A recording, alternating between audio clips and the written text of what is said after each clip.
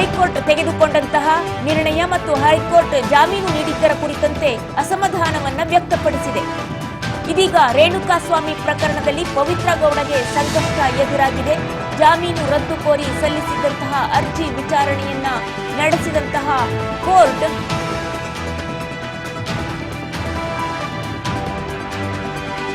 ಪ್ರಶ್ನೆಗಳ ಸುರಿಮಳೆಯನ್ನೇ ಮಾಡಿತು. ಆರೋಪಿ ಪರ ವಕೀಲರಿಗೆ ಸುಪ್ರೀಂ ಕೋರ್ಟ್ ಪ್ರಶ್ನೆಯನ್ನ ಮಾಡಿತು. ಪವಿತ್ರ ಗೌಡಗೆ ಸಂಬಂಧಿಸಿದ ಕೆಲವು ಪ್ರಶ್ನೆಗಳನ್ನ ಕೂಡ ಮಾಡಿತು ಕೋರ್ಟ್. ಪವಿತ್ರ ಗೌಡ ಅವರಿಂದಲೇ ಎಲ್ಲವೂ ಆಗಿದೆ ಅಂತ ಕೂಡ ಹೇಳ್ತು. ಎಲ್ಲ ಸಮಸ್ಯೆಗೆ ಪವಿತ್ರ ಗೌಡ ಕಾರಣ. ಹೈಕೋರ್ಟ್ ಮಾಡಿದ ತಪ್ಪನ್ನ ನಾವು ಮಾಡೋದಿಲ್ಲ. ಅರ್ಜಿ ವಿಚಾರಣೆ ವೇಳೆ ಸೂಕ್ಷ್ಮವಾಗಿ ಹೇಳ್ತು ಸುಪ್ರೀಂ ಕೋರ್ಟ್. ಪವಿತ್ರ ಗೌಡ ದರ್ಶನ್ಗೆ 50 ಬಾರಿ ಕಾಲ್ ಮಾಡಿದ್ದು ಏಕೆ ಅಂತ ಪ್ರಶ್ನಿಸಿತು. ಪವಿತ್ರ ಗೌಡಗೆ ಮೊದಲ ಮದುವೆ ಡಿವೋರ್ಸ್ ಆಗಿದೆಯಾ ಅಂತ ಪ್ರಶ್ನೆಯನ್ನ ಮಾಡಿತು. ಪವಿತ್ರ ಗೌಡ ಏನು ಮಾಡ್ತಾ ಇದ್ದಾರೆ ಅಂತ ಹೇಳಿ ಜಡ್ಜ್ ಪ್ರಶ್ನೆಯನ್ನ ಮಾಡಿದ್ರು. ಎಲ್ಲ ಸಮಸ್ಯೆಗಳಿಗೆ A1 ಆರೋಪಿಯೇ ಕಾರಣ ಅಂತ ಕೂಡ ಈ ಸಂದರ್ಭದಲ್ಲಿ ಕೋರ್ಟ್ ಹೇಳ್ತು. ಹೈಕೋರ್ಟ್ ಮಾಡಿದ ತಪ್ಪನ್ನ ನಾವು ಮಾಡೋದಿಲ್ಲ, ವಿವೇಚನೆಯಿಂದ ನಿರ್ಣಯವನ್ನ ತೆಗೆದುಕೊಳ್ತೇವೆ ಅಂತ ಕೂಡ ಈ ಸಂದರ್ಭದಲ್ಲಿ ಹೈಕೋರ್ಟ್ ಹೇಳ್ತು.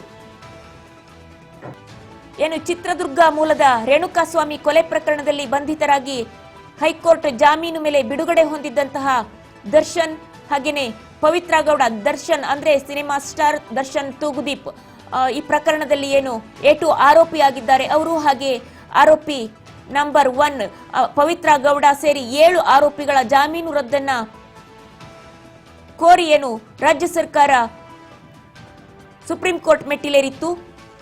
ಅದಕ್ಕೆ ಸಂಬಂಧಪಟ್ಟಂತೆ ತೀರ್ಪನ್ನ ಸುಪ್ರೀಂ ಕೋರ್ಟ್ ಕಾಯ್ದಿರಿಸಿದೆ. ವಾದ ಪ್ರತಿವಾದವನ್ನ ಆಲಿಸಿದ ಕೋರ್ಟ್ ತೀರ್ಪನ್ನ ಕಾಯ್ದಿರಿಸಿದೆ. 10 ದಿನಗಳ ಬಳಿಕವಷ್ಟೇ ದರ್ಶನ್ ಜಾಮೀನು ಅರ್ಜಿ ಬಗ್ಗೆ ತೀರ್ಪು ನೀಡೋದಾಗಿ ಕೋರ್ಟ್ ಹೇಳಿದೆ. 10 ದಿನಗಳ ಬಳಿಕವೇ ತೀರ್ಪನ್ನ ನೀಡೋದು ಅಂತ ಹೇಳಿದೆ ಕೋರ್ಟ್ ಅಲ್ಲಿ. ಹಾಗಾದ್ರೆ ಇವತ್ತು ಆಗಿದ್ದು ಏನೇನು ನೀವು ಈಗಾಗಲೇ ನೋಡಿದ್ರಿ. ರೇಣುಕಾಸ್ವಾಮಿ ಕೊಲೆ ಕೇಸ್ನಲ್ಲಿ ದರ್ಶನ್ಗೆ ಜಾಮೀನು ನೀಡಿ ಹೈಕೋರ್ಟ್ ಕಳೆದ ವರ್ಷ ಏನು ಆದೇಶ ನೀಡಿತ್ತು.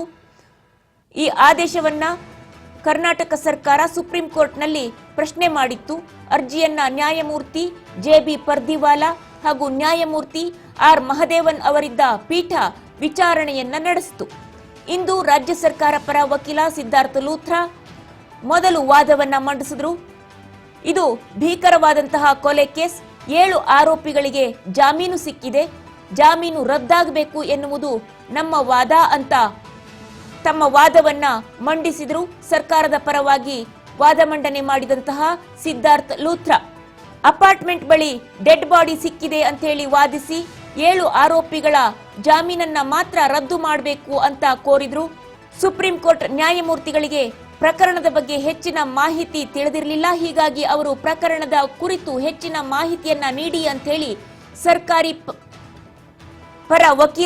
ಸರ್ಕಾರದ ಪರ ವಕೀಲರ ನ್ಯಾಯಮೂರ್ತಿಗಳು ಸೂಚಿಸಿದ್ರು. ಆಗ ಸಿದ್ಧಾರ್ಥ ಲೂಥ್ರಾ ಅವರು ಎಲ್ಲವನ್ನು ವಿವರವಾಗಿ ಹೇಳಿದ್ರು. ನ್ಯಾಯಮೂರ್ತಿಗಳು ವಿವರವಾಗಿ, ಸಾಧ್ಯಂತವಾಗಿ ವಿವರವಾಗಿ ತಿಳಿಸಿ ಅಂತ ಹೇಳಿದ್ರು. ಆ ಸಂದರ್ಭದಲ್ಲಿ ಸರ್ಕಾರದ ಪರವಾದಂತಹ ವಕೀಲರು ಸಿದ್ಧಾರ್ಥ ಲೂಥ್ರಾ ಎಲ್ಲವನ್ನು ವಿವರವಾಗಿ ಹೇಳಿದ್ರು. ಇಂಚಿಂಚು ಮಾಹಿತಿಯನ್ನ ಕೊಟ್ರು.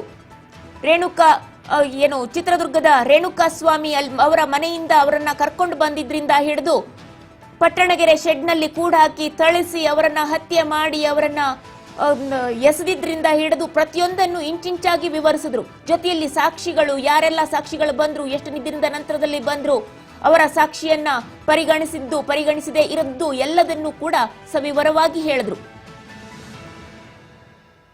ನಂತರದಲ್ಲಿ ಹೈಕೋರ್ಟ್ ಮಾಡಿದ ತಪ್ಪನ್ನ ನಾವು ಮಾಡಲ್ಲ, ತರಾತುರಿಯಲ್ಲಿ ತೀರ್ಪನ್ನ ನೀಡಲ್ಲ, ಆರೋಪಿಗಳಿಗೆ ಶಿಕ್ಷೆಯನ್ನು ನೀಡೋದಿಲ್ಲ, ಆರೋಪ ಮುಕ್ತ ಕೂಡ ಮಾಡಲ್ಲ, ನಿಮ್ಮ ವಾದ ಪ್ರತಿವಾದವನ್ನ 3 ಪುಟಗಳಲ್ಲಿ ಸಂಕ್ಷಿಪ್ತವಾಗಿ 1 ವಾರದಲ್ಲಿ ತಿಳಿಸಿ ಅಂತ ಹೇಳಿ ನ್ಯಾಯಾಧೀಶರು ತೀರ್ಪನ್ನ ಕಾಯ್ದಿರಿಸಿದ್ರು.